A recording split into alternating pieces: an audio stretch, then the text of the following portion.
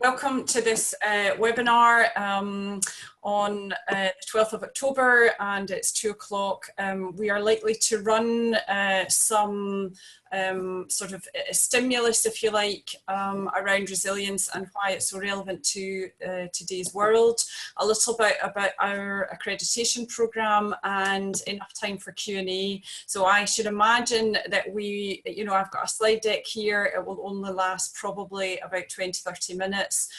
In that, we were going to ask you to participate by sort of prompting you with questions which you can put into the chat room, your answers, and hopefully we'll feed in and around that. So we'll get a bit of buzz going through the webinar. Any Q&A that you have that I have not managed to complete within any questions you have that I haven't managed to answer within the webinar, I will endeavour to do so.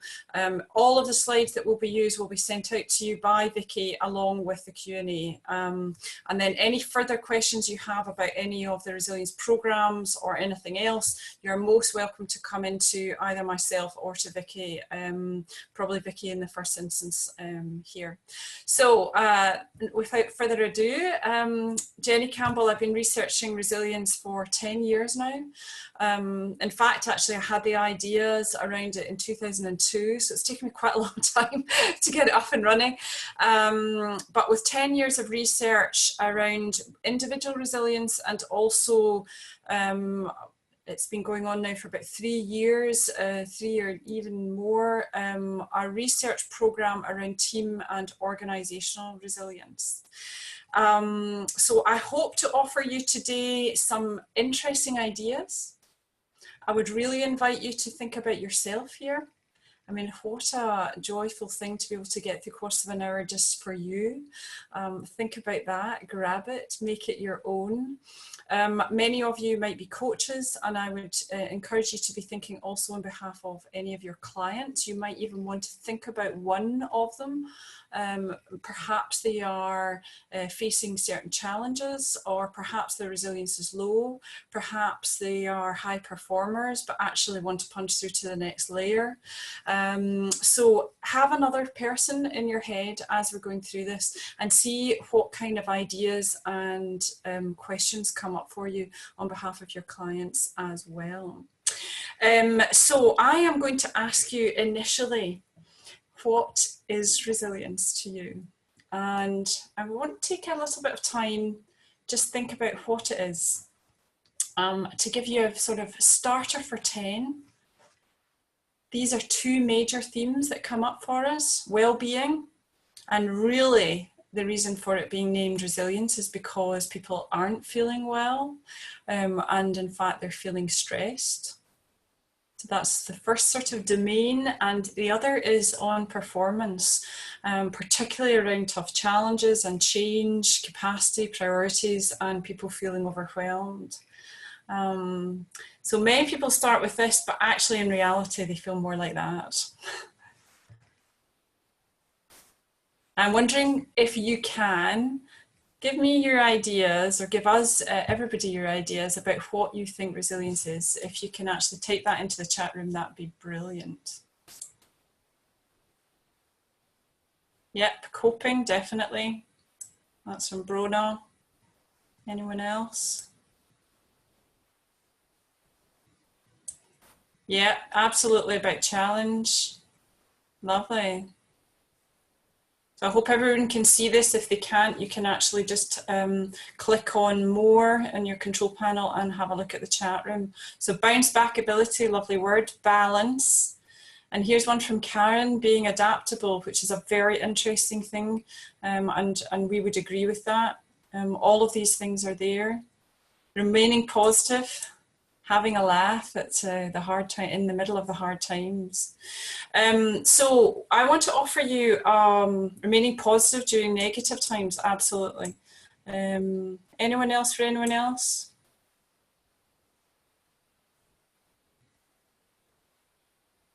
It's a sustainable performance.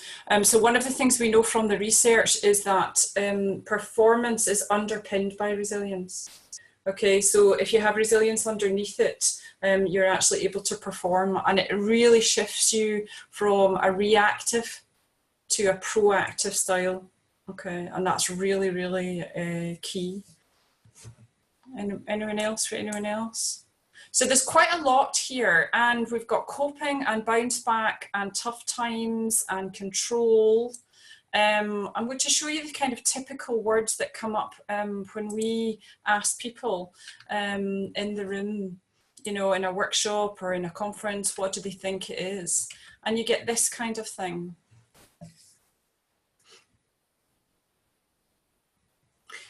So it's quite similar to what you've written. There's an idea about strength that we haven't named here. There's ideas about survival. And that is definitely the case in extreme situations of extreme challenge. I've just been marking an accreditation submission, and somebody who has been working with men shed, people who have absolutely had trauma, abuse, etc., are in here. So survival is part of this field. Humour is definitely there, so remaining positive, but actually also being able to laugh. And an interesting word here is weakness. So many of you might be working actually within or on behalf of clients within pretty hardcore competitive sectors. And in any culture, this can crop up. The idea that if you are not resilient, you are weak. And in opposition to that, there's quite a lot of research around resilience being around being tough. Okay. Now, there is a thing about strength and there's a thing about flexibility, and they have to come together. It is not about being tough and rigid. Okay. Resilience is actually the opposite of that. And as Karen said, it's actually about adaptability. So there's a complex field here. And actually one of the things I guess I invite you to consider is, and we have found this in our research and our practice, is resilience is actually very straightforward. Okay, and you can use resilience as data rather than saying it's good or bad. It's very simple. Okay, and the reason is this. Resilience is your ability to adapt, or in other words, it's your capacity for change. We use the idea of a river. So your resilience river goes up and down. When the resilience river is high, it whooshes over the rocks. Okay, so if there are things there that might actually stop it, it still manages to keep on its path. It's high in energy, and it gets to where it needs to go to. If your resilience river is low, the water is low, the water is banging into rocks, the rocks appear to be huge, the river can be taken off course, okay? And this idea is actually an incredibly simple idea. Your resilience river goes up and down. It just does. It's an isness. It goes up and down because of context. It goes up and down because of tiredness. There are certain aspects around the basics of your resilience which may not be supportive and making you safe enough. So this is an idea of safety in here. But actually, just knowing what your resilience is like day to day will help you navigate much better. So if you know that you're knackered, you can actually account for that. You will react to rocks in your path in a more sort of dramatic or emotional way. They will appear bigger. You will lose perspective. So knowing that and accounting for that in your day-to-day management of yourself is really fantastic. Okay. And this is the kind of thing that we get into in terms of resilience practice. So further to that, I want to offer you the first model that we use. It's our most used model. It's called the resilience dynamic, and it shows you what resilience is, and then we can discuss some of the implications. And when I'm going through this, is the moment where you can really think, where am I? Okay, where are you? And maybe if you're still thinking about that client, where are you? Where's the client? Where's that client? So let me explain. So resilience is our ability to reshape ourselves, our capacity for change, our ability to adapt. There are three main zones: breakdown, break even, and breakthrough. Breakdown, a breakdown of resilience coincides absolutely equally to a clinical breakdown. It is where there is a catastrophic inability to access your resources. Okay. Normally it's a place of great loss, unless you're really helped. I don't know how many of you saw Antonio Horta's article in the Times at the weekend. He is the chief executive of Lloyds, who had a breakdown a number of years ago and was significantly helped. Now, he may have had a number of losses in that, not least his own identity will have changed in some way. But he was so significantly helped. He didn't lose his job, but often people lose their job. Okay, or they lose a relationship. So it's a place of great loss, but it's also a place of great renewal. And in fact, you can coach from within this space. Break even, completely different. Lots of what you have said today resonates around this space. So coping and bounce back, they're very, very normal terms within the resilience sort of, field. Things are okay here. Things are okay. Sometimes they're really okay, and sometimes they're not so okay, and you can be bouncing about between the two, between coping and bounce back. But you're not going to get sacked, you're not going to lose a job, you might just be quite fractious sometimes and tired, especially in the bounce back if you're going up and down like this. The ups are great, the downs are not. The ups are great, the downs are not. If you get too many, you shift back into coping. But things are okay. And what was amazing for me in my research initially was to learn about this third state breakthrough and the long line up the way, which we fondly call the whoosh. That's the technical term. So breakthrough is where somebody is resourceful, adaptable, and energized no matter the context, no matter the context. And by energized, we mean both persistent and motivated. Okay, so that's persistence is in there, that idea of keeping going, but flexibility is in there. Okay, and above all your resources are available to you at any time. So that's whether it's in death, a loss, or whether you've just been given some rubbish feedback in a meeting, whether you're actually thinking strategically about something really challenging. Okay. So they are the three main zones, and there is this fourth one which is slap bang in the middle of our screen right now, fragmentation.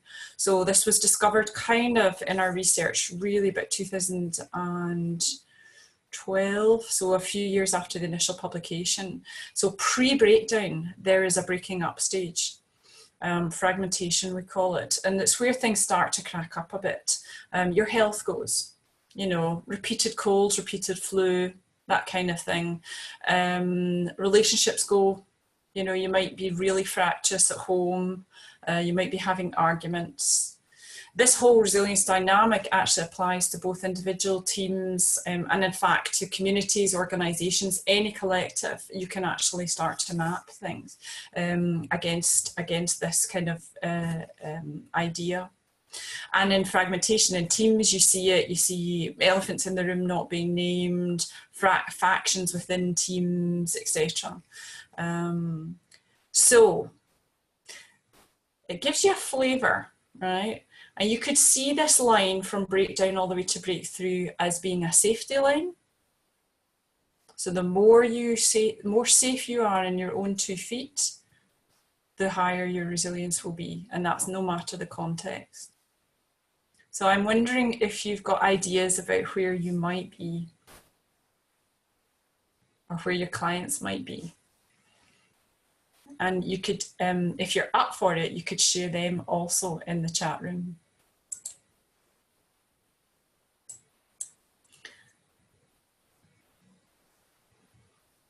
So that word vulnerability we'll come back to, Yvette. It's a lovely word. I think Yvette was sharing that as part of a definition of resilience.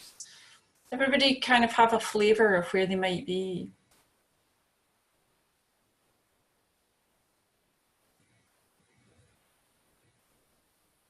Thanks for sharing that, Wendy. That's a big statement.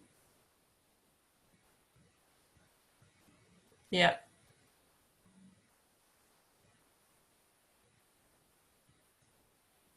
So there's quite a lot here that's around that middle and shifting potentially lower. Karen, maybe breakthrough.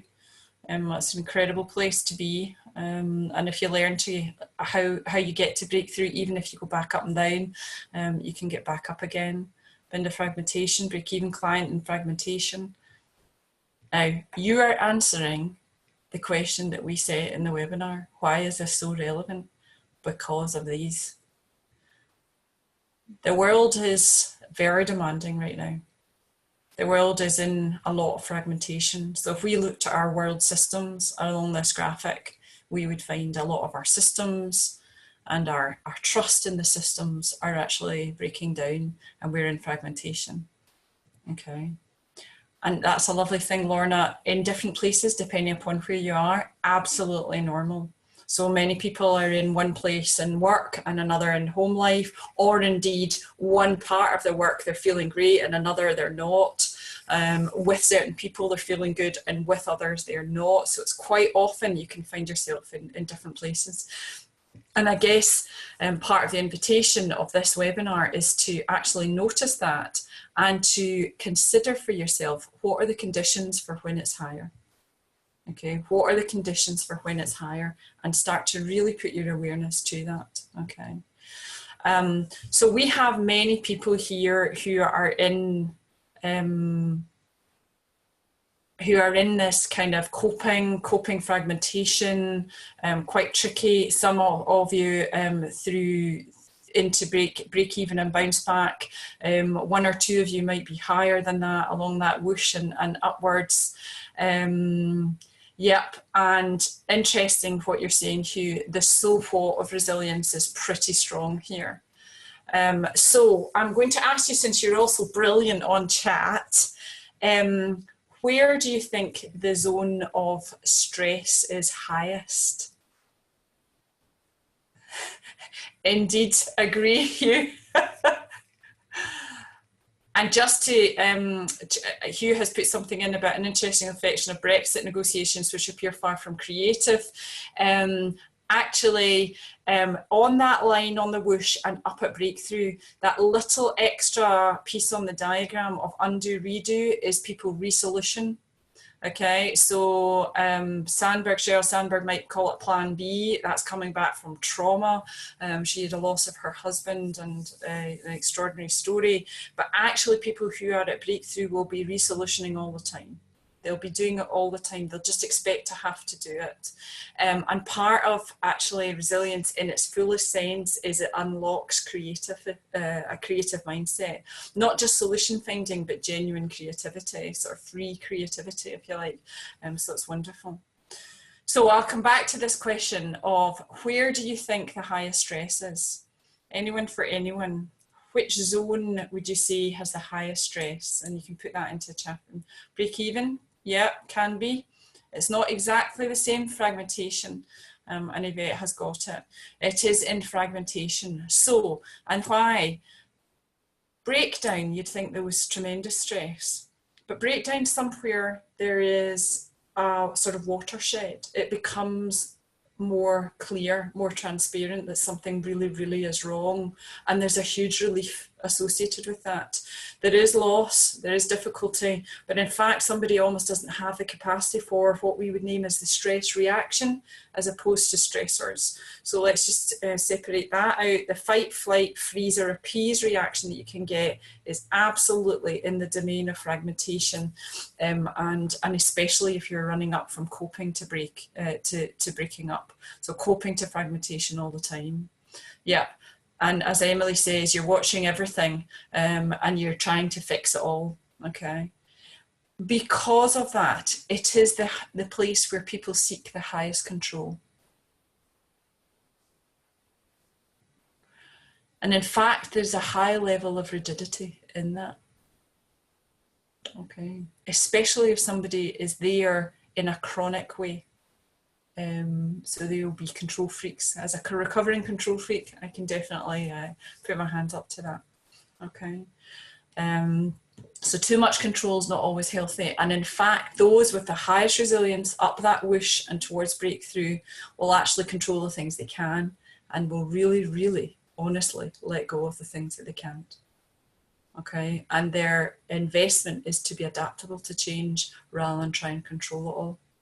Okay, so it's really, really different. And if you've seen any of the marketing from Vicky, one of the things around that is 65-35 is the rule of resilience, not 80-20. So 35% of people's time, for those who have the highest resilience, is spent on their adaptive capacity, on being adaptable. That means refreshing themselves, it means getting perspective, and it means pacing.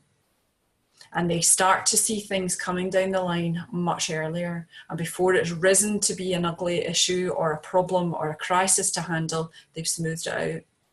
So this is where you get real proactivity, and therefore it's the domain of strategic leadership.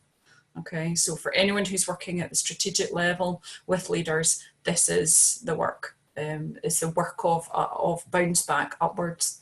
Is absolutely brilliant. Yeah, I'm wondering that too, Vicky, about Yvette's comment being break even is at the bottom. Do you mean bottom of something? I'm not quite sure what. If anyone can help me out, that would be great. So I hope that already has given you some ideas. The zone of change and ability to change comes really from the midpoint of break even. And the reason for that is somebody will start to get capacity for learning. In order to be able to push into an area of where you're outside your comfort zone and actually be able to learn in there, that requires capacity for learning, and it starts to come from coping upwards. So if you are sitting with clients who are not coping at the moment, you can't really expect them to be goal focused. They might want to be, but they don't have the capacity for it. Okay, and this is the kind of thing we get into in the accreditation program. Actually, what is the work? How can we do it? If you're running big change programs at the moment or involved in that, and they are not working or they're not sticking, even though people might be absolutely wanting the change, it may be because their resilience is not high enough. So the work is not about change, the work is actually to help them on resilience to start off with. Okay. So resilience starts to crop up everywhere, and if you become a kind of practitioner of it, often the practitioners end up saying, oh my God, it's everywhere. It's everywhere. I'm seeing resilience everywhere. And that's what we believe. It's that actually it's really fundamental to your ability to be well and to be able to thrive. Okay.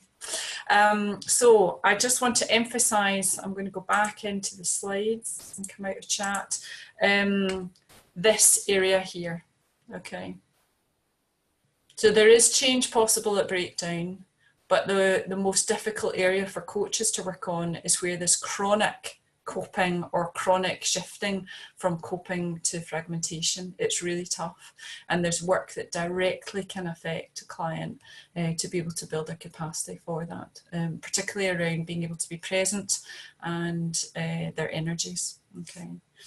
Energy follows the same graph as resilience. It follows the same ups and downs. It's not the same, but it is a major component. So how you refresh yourself is part of your adaptive capacity.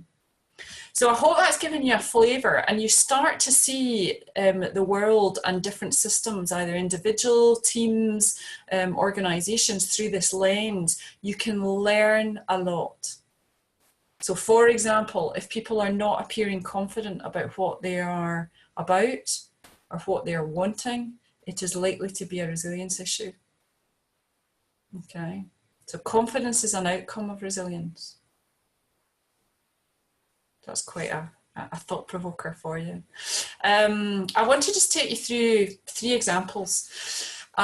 These are real examples. They are from my client base. We have hundreds and hundreds and hundreds of examples, but I know I can speak to them. So the first one is senior leader in the renewables sector, renewable energy, very fast moving, complex environment, you know, huge capital spend, huge project management, high risk, okay? And this person was doing extremely well, but they're sitting within the confines of another kind of global organization on energy. And they start to get, I mean, they're doing brilliantly. They've got release of capital, they've got the board behind them, da la la la, but all the bureaucracy and all the frustrations that exist within their organisation, and him not being able through HR processes to say he's got some of the best staff, but it has to be all evened out. All these kind of frustrations end up feeling like, on the one hand, he's got voice for one thing, on the other, he hasn't. And he's really demotivated, okay? So it's really interesting. You've got somebody who's along the bush and towards breakthrough who can come back because of context. Now, actually working with him is all about purpose and alignment. Quite complex work, absolutely fantastic, but it's a lot about fine tuning, okay? So really, really interesting work from Bounce Back Upwards. Second person, this is somebody who I saw yesterday actually. It's a senior leader within the public service who is the chief officer running a health and social care integration. They are a leader, they are equal to the chief execs of the NHS and the local councils, but they are not granted authority by them. They are obliged by legislation to actually enact on health and social care integration, but they are not being given the authority to do so. They become completely embroiled in proving the case for integration. They get involved in the detail. They don't have capacity, but they actually end up doing all the jobs that everybody else should be doing. They end up feeling like they're a joker. This is somebody whose resilience is really, really, really hard hit. So somebody who was on the breakthrough kind of curve, maybe up and down, lots of complex context, came into the job, 2 years in the job, absolutely not being able to cope. This is not a dissimilar situation than I see many, many times over, okay? High performance in one context can't translate necessarily to another. Loses perspective, gets embroiled in the detail. The work that we've done is to absolutely help that person understand where they are, give themselves the right to invest in their own resilience. And in doing so, and it really has been transformative work, they've found their leadership again. Okay, so that whole system has been affected by the dysfunction of the system. The system itself has been in fragmentation. The NHS and the councils have been going like this, and this person has ended up being compliant and almost a victim of that. And then they have stepped out, and now they're leading in it.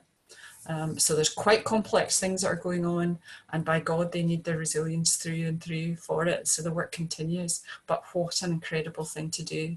Up until that point, they'd had help, but not the focus on resilience. So actually helping them really just name it as data, but actually become aware of how resourceful they really are, and this context that is rendering those resources unavailable to them has really been the work. Okay, so, resilience coaching actually helps accelerate and really kind of name quite a lot of the elephants in the room or the problems or, issues very straightforwardly. It's a very simple set of work. And of course, coaching isn't, there's all that underlying beliefs and why you're held hostage to things and all of that. Of course, that's in there and it's complicated work, but resilience as a notion in here makes it very straightforward for both of these people to actually move. The third example is more a middle manager example. It's a manager who is a high performer, likes being a high performer, is a bit of an adrenaline junkie, works long hours, says yes to lots of people, okay, stressed out of their box. Right? Performance is actually not great. It sits in the okay mark. So they are coping to bounce back, coping to bounce back, coping to bounce back. Right? And the real issue is actually helping them understand that and take hold and responsibility for it, okay? And sometimes the resilience work is just about showing somebody that there is another way. If they have not experienced this, they have to try it out for themselves to trust it, okay? So a lot of the change, particularly in the middle management, is getting trust enough to shift back up. I hope that makes sense. Now, I'm sure that you can see, I've just chosen 3 examples that your clients may be sitting in different places here and the work may be different. Resilience can provide an incredible lens, an incredible simplicity, an incredible data actually that gives you the client and empowers the client actually to move and to decide to take, you know, to invest in themselves and their own resilience. So I hope that's been interesting. I'm aware of time and I'm going to move on. And I just want to say a couple of things about the Resilience Accreditation Programme. We work during, with these two models, the Resilience Dynamic and also the second model, which is how to build resilience. Although every person's resilience is individual to them, we can language it in a common way, and the Resilience Engine provides a really, really rich understanding of how it all aligns together, and that's the notion of the engine. So the outer rings at the bottom there in pink that you see are the stabilizing factors, and then there's this adaptive capacity. The engine doesn't get switched on unless you put fuel in the tank. So we work in depth in those in the accreditation programme, and that's what the accreditation programme itself looks like.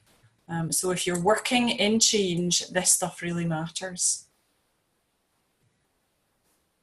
Yeah, and absolutely, Binda has said about the boom and bust. What's really interesting in this is that the highest resilience people are much more steady. They don't do that. Okay, they're really looking toward alignment and consistency and stability. That doesn't mean to say they don't have a big old laughs at times or whatever, you know, I mean, or that they don't find things a struggle. Resilience does move up and down, but actually building your resource bank about resilience actually stabilizes that out. The 2 + 7 + 1, you can see a little bit more on our website, Hugh. It's a couple of beliefs, it's 7 attitudes, and the 1 is self-acceptance. And how that comes together is, we call it a kind of inner power pack. And it doesn't give you all of your resilience. What it does is actually give you the potential of resilience, and then you have to enact on the rest of it. So I am wondering, 25-2, what questions you might have now on resilience, and you're very welcome to put them in on the chat room, and we will do our best to try and get through them.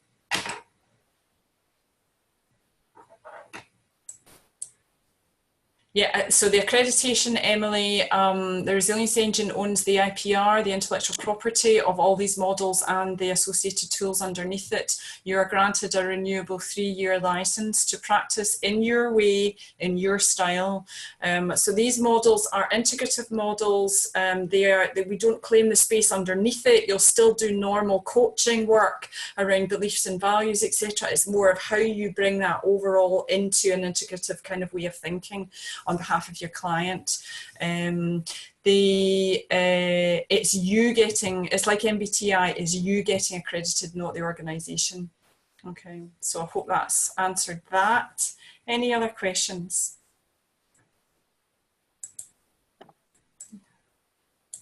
Have I just stunned you all? Are you all just thinking? So the cost is £1,200 plus that. Thank you for that. Very specific question, Yvette. Yep, so the programme, as you can see here, so the triangles are the bits where, if you like, you're in the rooms. There's pre-work, and then there's 2 one-day workshops, okay? They're face-to-face. Then there's quite a lot of supervision. This is a highly practice-oriented program where you are expected to work with minimum individual clients and a group, okay, in resilience work explicitly. You also will think about your clients, your other clients or normal clients, and see where resilience is coming in. You are supervising the work, that's virtual, on the phone.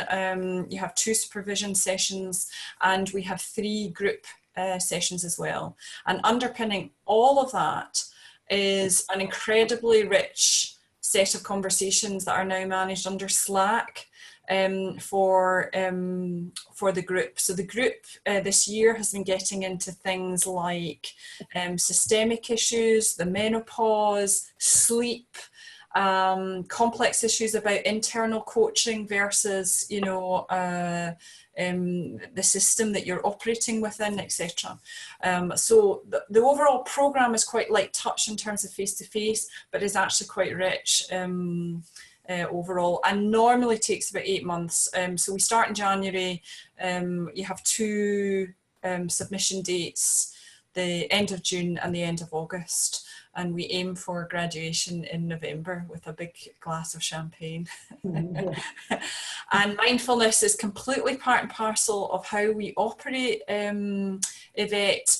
And what we really would encourage you as practitioners is to find a way that that works for you. So not everybody is a mindfulness practitioner, and instead they might go to yoga, or there might be other ways in which they can be present without necessarily all the constructs of mindfulness.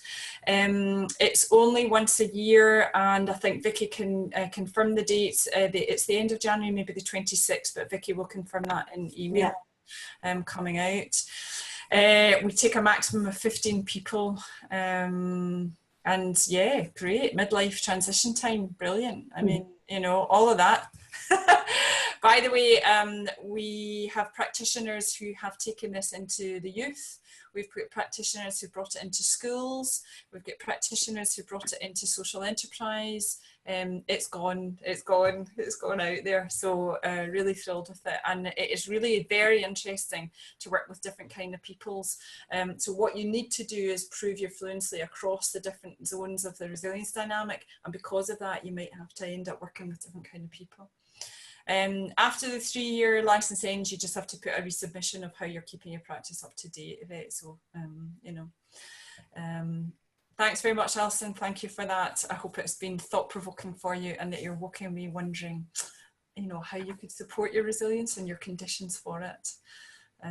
Yeah, the cost is £1,200, Yvette. So just to confirm that, it's £1,200 for the programme. Anybody else thinking? I mean, obviously I've got the slide up on the accreditation programme. Any questions actually on resilience itself? You know, this whole aspects about resilience. Anything you want to clarify and why it's so jolly relevant everywhere today?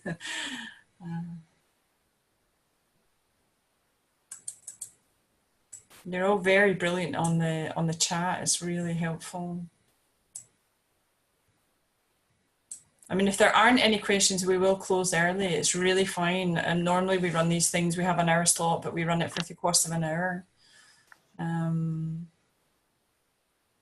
Yeah, we hear it in all coaching as well. Resilience is everywhere, even if it's not named. And as part of that accreditation, we learn a lot about how to position it, you know. Thanks very much, Lorna. Nice to stop and think, as you say. Okay, and yeah, I'm sure, Binda, you could post any questions into Vicky. You'll just have if we can see any questions within the next 24 hours, please, because otherwise we've got 1,000 questions that can come at any time at us, and we can commit to any questions that are within, back to Vicky within 24 hours. We'll endeavour to answer them very much. So, yeah. So I guess I just end with this for you all. I'll go back to this. Is how is your resilience river, and what are you doing to help yourself? So I hope that's been really lovely, sort of the course of an hour for you. It's been thought-provoking and has given you why resilience is so relevant today. Well, thank you very much for coming in. I'm just looking to see whether there are any more questions. Yeah, lots of thank yous. There was a question from Patricia, if you don't mind me interrupting, just about, no problem. She's just finished her practitioner training, and is there a recommended time lag in between finishing your training and coming on in resilience? So I think the aspect about your experience, Patricia, is what counts here. So we have people who are physios, we have people who are head teachers, we have people who have finished their accreditation, the initial prac course, but they've actually been doing other things managerially that give them a lot of understanding of resilience. So what I would do is come offline and you can send your CV, etc., and we can have a look at that. If you're kind of really new coach on the block, this is a bit of a hike up, but if you've got quite a bit of experience elsewhere, it won't be. So you're welcome to come in to Vicky with that. That'd be great. Yes, please, all attribution to the resilience engine, please. And you are welcome to use the resilience dynamic. You are not accredited to use that yet, sort of, if you like, formally with your clients, please. So, but you are welcome to use it. It's in the public domain, and you know, with some common sense, you can actually do an awful lot with it. So you are welcome. So thanks very much, Rona. Nice to speak with you. And I think, Vicky, we can probably stop the recording at this point. Thank you anyone who is listening after this, and we hope that the recording has been as fruitful and interesting as working with everybody on the webinar.